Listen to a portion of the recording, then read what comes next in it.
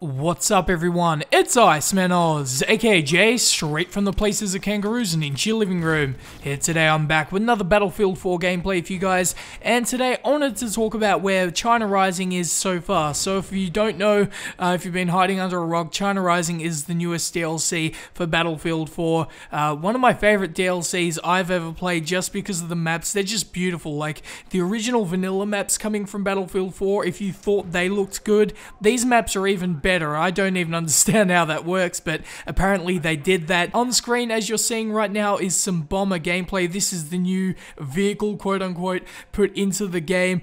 Some people are classing this as Levolution, and to go on to that topic, Levolution has not been in this DLC at all. It's probably the one biggest disappointment out of the DLC.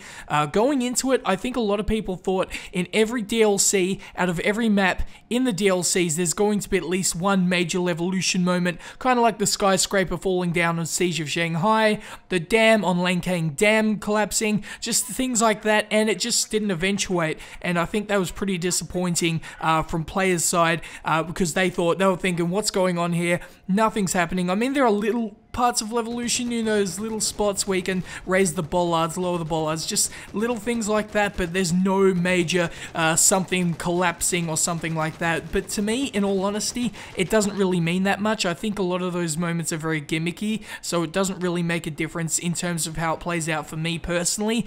Tell me what you think in the comment section below of that. I know a lot of people were disappointed in that, because everyone was thinking, you know, we're obviously gonna get Levolution moments in all of the maps, and that's obviously not the case. It'll be interesting to see with the next DLC if there'll be Levolution moments in that. Air Superiority. So on the screen right now, as you can see, it is Air Superiority, but with a twist. You can now actually use helicopters. I was so surprised when I seen this. I thought going into it, it was just going to be the same old jet superiority, but they actually put in choppers, and now it's actually pretty cool for me. I actually enjoy it. Going with jets, I was never a big fan of jets, but helis, hell yeah, dude, I love helis. So this mode was definitely one of my, it was the most surprising to me, because I thought from Endgame, because in Endgame all you had was the jets flying around. It was a really unsuccessful game mode, I'd like to point out. Even a lot of the pro pilots hated it, because, you know, all of the other pilots, the only people that were playing the mode were other pro pilots, so there was no noobs to kill in it, and it just went bad very quickly. And I think a lot of people actually play as heli pilots a lot more than jet pilots, so I think this mode could have more longevity than the original Air Superiority with just jets, but we'll have to wait and see. I talked about it a little bit earlier, but I want to get a bit more in depth into it. The H6 bomber. So the bomber coming new into the DLC, being this super powerful, it lays down hell, and it was and going into it, the trailers showing it off, and you know, the pictures and everything,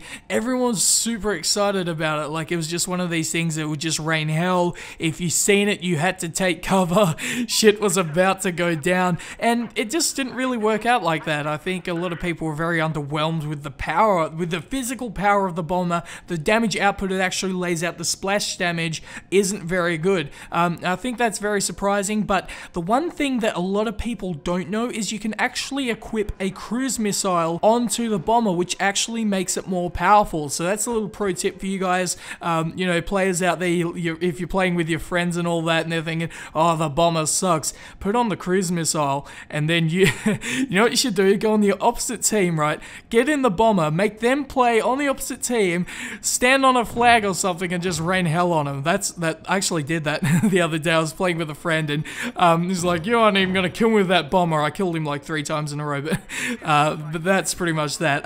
Tell me in the comment section below if you played the DLC, what you think of it so far. Overall, I'm really impressed by it. The Levolution moments don't really affect me, and overall, I enjoyed it a lot. It looks very beautiful. The sounds are amazing. It's very immersive. Like when I play it, I feel like I'm really in the game, even more so than the vanilla maps, just because of the way the maps look. They're just absolutely amazing. The jungle feel to them, it's just really good. In Battlefield 3, I always wanted a jungle map, and now that I've I've got that, I am just really happy. I mean, I could not be happier with the maps overall. But again, tell me in the comments section below what you think of the DLC so far, but that's pretty much it from me, guys. So if you enjoyed this video, please like, subscribe, and peace.